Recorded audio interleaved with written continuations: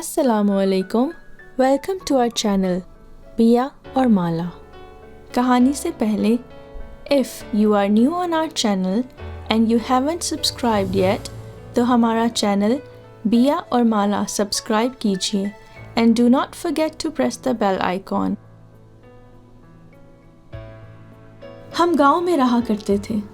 نہر کنارے ہمارا گھر تھا، جہاں دادا نے والد کو کچھ زرعی زمین دے رکھی تھی۔ میرے دادا کے 2 ہی بیٹے تھے، میرے ابو اور میرے چچا جان۔ میرے چچا دادا کی زندگی میں ہی وفات پا گئے تھے۔ میرے ابو کو اس بات کا بہت افسوس تھا کہ ان کا بھائی جوانی میں ہی اللہ کو پیارا ہو گیا ہے۔ وہ اکثر ان کی بات کر کے اور انہیں یاد کر کے رویا کرتے تھے۔ جب ہمارے چچا فوت ہوئے، ہمارے چچا کا ایک ہی بیٹا تھا جس کی عمر صرف 4 سال تھی۔ ان کی شادی کو 7 برس بیتے تھے اور چچی بیوہ ہو چکی تھی۔ شوہر کی وفات کے بعد وہ سسرال میں 4 سال رہیں۔ تب ان کے والد اور بھائی یہ کہہ کر میکے لے گئے کہ ہماری لڑکی ابھی جوان ہے، کب تک آپ لوگوں کے ٹکڑوں پر زندگی بسر کرے گی، ہم اس کو اب اپنے ساتھ ہی رکھیں گے۔ نوشہرواں میرے چچا کا بیٹا تب 8 برس کا تھا۔ وہ بھی ماں کے ساتھ ننیال چلا گیا۔ چچی اس کو خود سے دور نہیں کرنا چاہتی تھی۔ ابو نے بھی یتیم بھتیجے کو نہ روکا کہ باپ کی شفقت سے تو محروم ہی ہے، ماں کی محبت سے کیوں محروم رکھا جائے۔ تاہم یہ بتا دیا کہ اگر بھابھی نصرت نے دوسری شادی کر لی تب وہ اپنے بھتیجے کو واپس لے آئیں گے اور اسے سوتیلے باپ کے حوالے نہیں کریں گے۔ چچی کو بھی کہہ دیا کہ اگر میرے پاس لوٹ کر آ گیا تو میں اس کو پڑھاؤں گا اور اس کے دادا کی وراثت سے حصہ بھی دوں گا۔ میرے ابو کی نیت نیک تھی، کیونکہ ان کو اپنے مرحوم بھائی اور ان کے بیٹے نوشہرواں سے بہت محبت تھی، جس کو سب پیار سے شیرو کہتے تھے۔ شیرو مزید 4 برس اپنے نانا اور ماموں کے گھر رہا۔ ہماری بیوہ چچی دوسری شادی نہ کرنا چاہتی تھی، مگر ان کے والد اور بھائیوں نے ان کو مجبور کر دیا۔ چچی کی بھابیاں لڑاکا قسم کی تھیں، وہ اپنی بیوہ نند سے اچھا سلوک نہیں کرتی تھیں۔ غرض چچی کا عقد ثانی ہو گیا اور وہ اپنے دوسرے شوہر کے ساتھ سرگودا چلی گئیں۔ شیرو 12 برس کا ہو چکا تھا۔ ماں کے ساتھ سوتیلے والد کے گھر بھیجنا اس کے نانا نے بہتر نہ جانا، کیونکہ اس عمر میں لڑکے ناپختہ ذہن کے ہوتے ہیں۔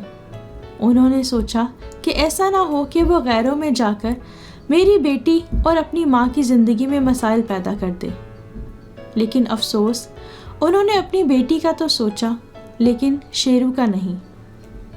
ادھر چچی کے جاتے ہی شیرو کی مومانیوں نے اس پر ستم ڈھانے شروع کر دیے اور اس کی زندگی اجیرن کر دی۔ مرد تو دن بھر گھر سے باہر ہوتے، یہ خواتین اس کمسن لڑکے کو ڈانٹتی ڈپٹتی، پڑھنے نہ دیتی اور اپنے گھر کے اور باہر کے کام کرواتی۔ شام کو شوہر واپس آتے تو شکایتیں کروا کر پٹواتی بھی۔ ان حالات میں شیرو بے حد جذباتی ہو چکا تھا۔ اس نے جارحانہ انداز اختیار کر لیا۔ وہ باغی ہو گیا، موقع ملتا تو بدتمیزی کر گزرتا۔ وہ اپنے ماموں کے چھوٹے بچوں کو ستاتا اور جب ان کو اسکول سے لینے جاتا راستے میں انہیں مارتا پیٹتا، گویا وہ اپنی محرومیوں کے سارے حساب ان معصوم بچوں سے بدسلوکی کر کے چکانے کی کوشش کرتا۔ والد کو شیرو کے نانا یہی بتاتے کہ آپ کا بھتیجا بہت خوش و خرم رہ رہا ہے، فکر نہ کریں، ہم اس کی اچھی دیکھ بھال کر رہے ہیں، چاہتے ہیں کہ سمجھدار ہو جائے، پھر بے شک آپ لے جائیے گا اور اس کے حصے کی اراضی اس کو دے کر کھیتی باڑی میں لگا دیجیے گا تاکہ اس کی زندگی بن جائے۔ لیکن شیرو وہاں بالکل خوش نہیں تھا۔ سب سے زیادہ دکھ اس بات کا تھا کہ نانا نے بیوہ بیٹی کی شادی کر کے اس کو ماں سے دور کر دیا تھا۔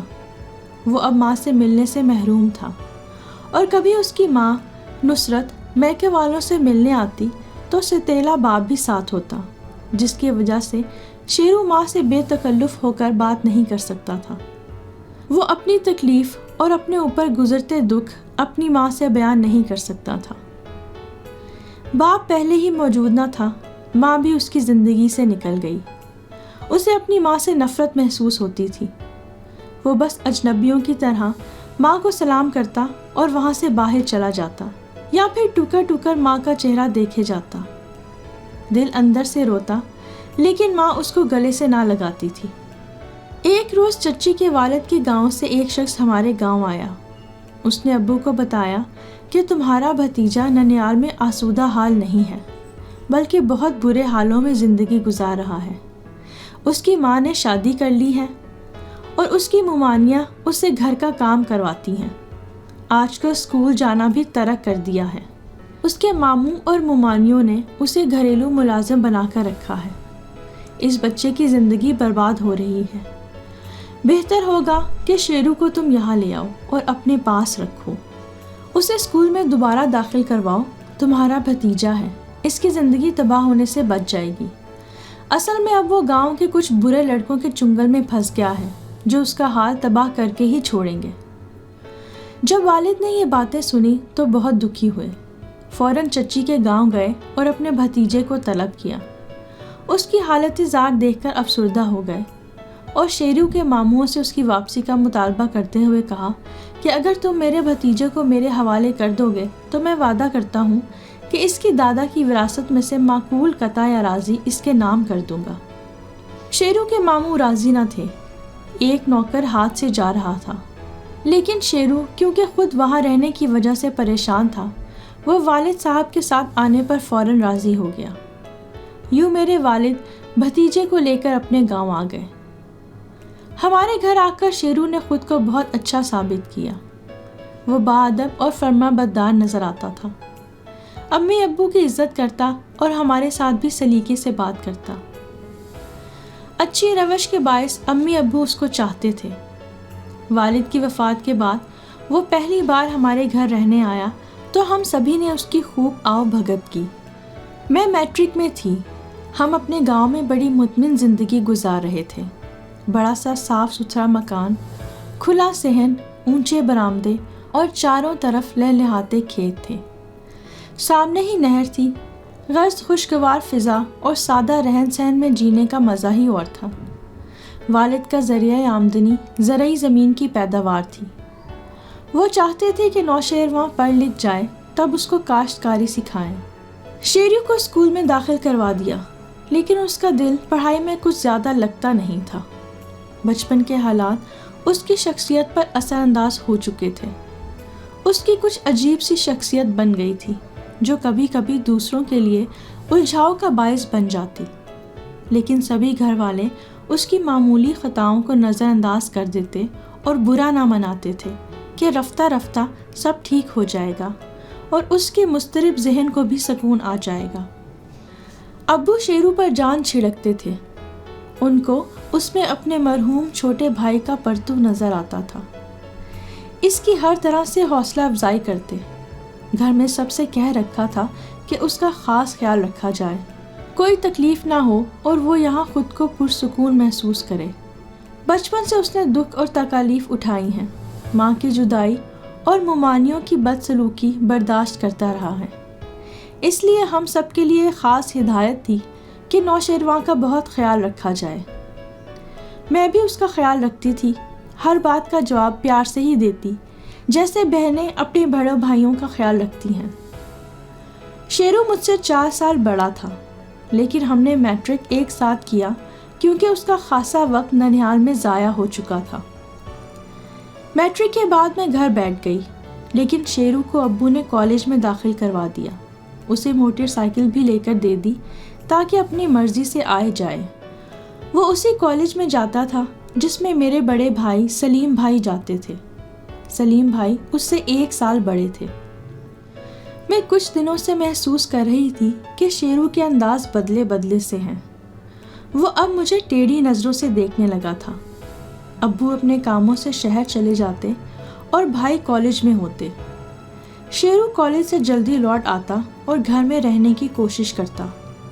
کبھی تو میری جانب ایسی معنی خیز نگاہوں سے تکتا کہ میں شرمندہ اور پریشان ہو جاتی۔ اس بارے میں کسی سے کچھ نہ کہتی کہ کچھ کہنے کی تک نہیں بنتی تھی۔ امی شیرو سے اپنے بچوں جیسا پیار کرتی تھیں، والد اس پر جان نثار کرتے تھے۔ اس محبت میں وہ سب یہ بھول چکے تھے کہ ان کے گھر میں ایک جوان بیٹی بھی ہے۔ شاید ابو اسے اپنا داماد بنانے کا ارادہ رکھتے تھے۔ اب میں ان کو کیسے یہ کہہ سکتی تھی کہ شیرو ٹھیک لڑکا نہیں ہے؟ اس کی نظریں عجیب طرح سے گھورتی ہیں۔ ایک دن امی جان قریبی گاؤں اپنی کسی عزیز کی شادی میں گئیں۔ سلیم بھائی کو بھی ساتھ لے گئیں۔ ابو کو کسی کام سے کچہری جانا تھا۔ شیرو کالج روانہ ہو گیا تھا۔ امی اور بھائی کو گئے گھنٹہ بھی نہ ہوا تھا کہ وہ واپس لوٹ آیا۔ میں نے پوچھا، تم تو کالج سے 3-4 بجے آتے ہو، آج 12 بجے کیسے آ گئے؟ وہ بولا، تم اکیلی تھی نا گھر میں، اس لیے آ گیا ہوں۔ مجھے اس کا جواب پسند نہ آیا، مگر خاموشی کے سوا چارہ نہ تھا۔ اپنے کمرے میں چلی گئی۔ نہیں چاہتی تھی کہ وہ مزید کوئی بات کرے۔ میں اپنے بستر پر لیٹ کر کتاب پڑھنے لگی۔ گمان میں بھی نہ تھا کہ وہ دبے قدموں بغیر اجازت میرے کمرے میں آ جائے گا۔